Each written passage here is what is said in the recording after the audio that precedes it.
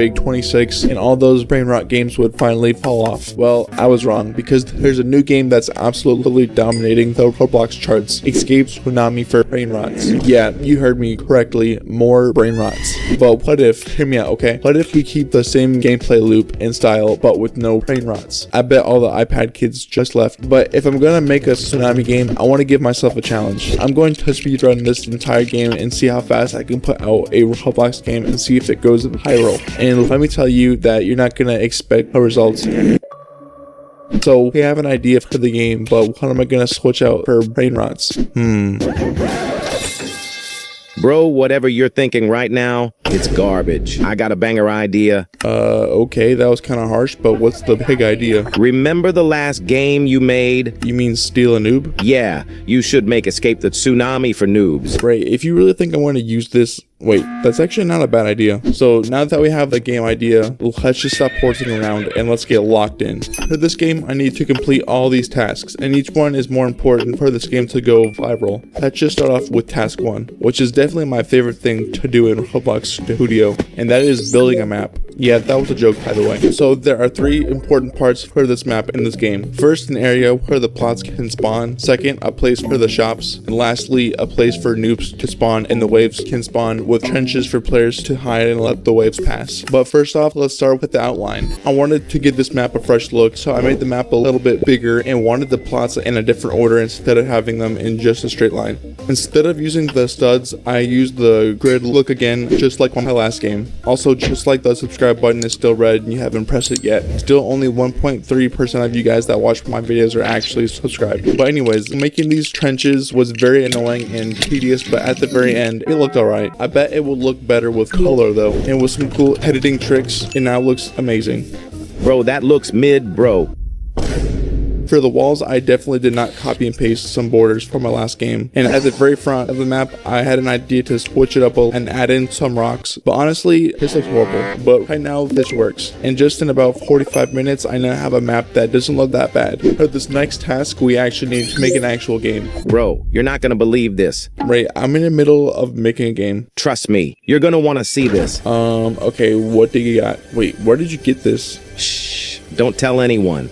Well, somehow we randomly just got a game template, so now I'm just going to copy and paste this over to my game, and now we have a working game. But these are not noobs, but we can easily fix this. But I want to customize these waves first. Like, there's no title on these waves, but with Billboard GUIs, this will look good. I haven't worked with Billboard GUIs a whole lot, so this might turn out very weird. See, I have what I want, but the issue is that the text just gets bigger and bigger as I move back. I know there's an easy way to fix this, but honestly, I'm just a dummy. But after a YouTube search on everything about Billboard GUIs, I think I found my answer. Okay, I think I got it. So if I change the size of the Billboard GUI and then change this on the text label, then it should work.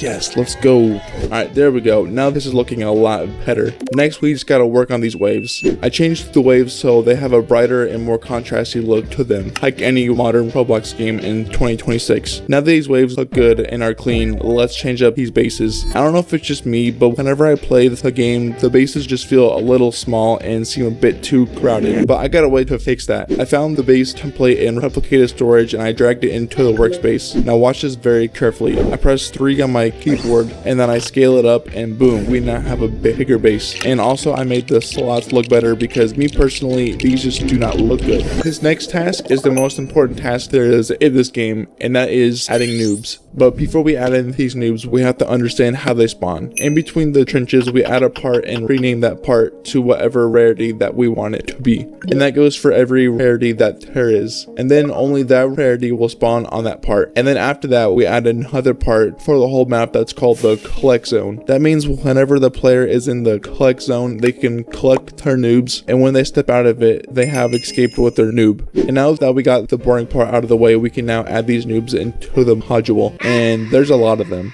In this module script, it does take an image ID, but we will find out later that using images for the index is not a move.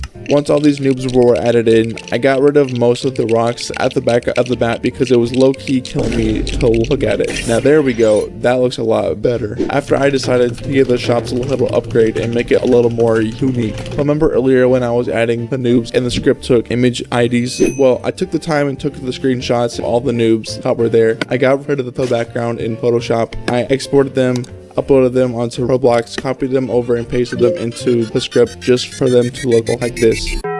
Yeah, well, that doesn't look awful, but it doesn't look the best. But if there was something that was better than this, but if there was some... Bro, just use a viewport frame. Bro, I was kidding there. You just ruined my big moment. After adding in this script, we now have a nice looking index. After that, I wanted to add another mutation to the game, but I wasn't quite sure what mutation to add. In my last game, Steal a Noob, I wanted to add in a lava mutation, but I never ended up doing it. So I think this is the perfect excuse to add that. Adding the mutation into all the scripts was easy, but then I ran into an issue.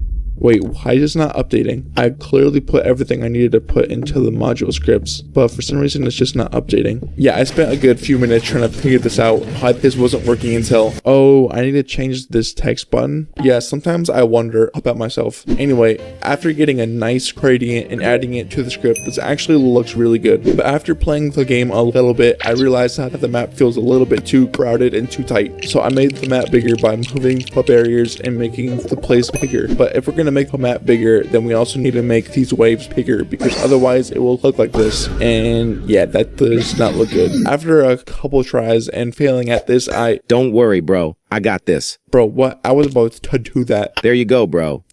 Bro, I was about to do that, but okay, thanks. No problem, bro. But I feel like this map needs some more touches to it to make it feel less empty. I found these cool looking trees in a pack from Tea Happy. I added in some trees around the map and also added in some tall grass to make it look better, and it looks pretty good so far. After spicing it up a little bit, I went ahead and copied over this model from a past game I made and stretched it. After making the water, I took a step back and this looks really good. But I still feel like the map could still use a little something, and I have the perfect idea for it. To make it easier for the players to see where the shops are, I added in a pathway that goes to all the shops. I might add in some more building stuff later, but for right now, let's move on to something else. For the final task to finish this game, I need to make a good thumbnail. Now, don't judge me on this because I've only made one Roblox thumbnail. So I grabbed the bacon hair from the toolbox, and I grabbed a random noob from replicated storage, and I put a wave in the back. I posed the characters, took screenshots, went into Photoshop to make it more poppy and saturated until I couldn't anymore. And then after that, I uploaded it to Roblox, and boom, now we have a thumbnail. And honestly, I think that's time.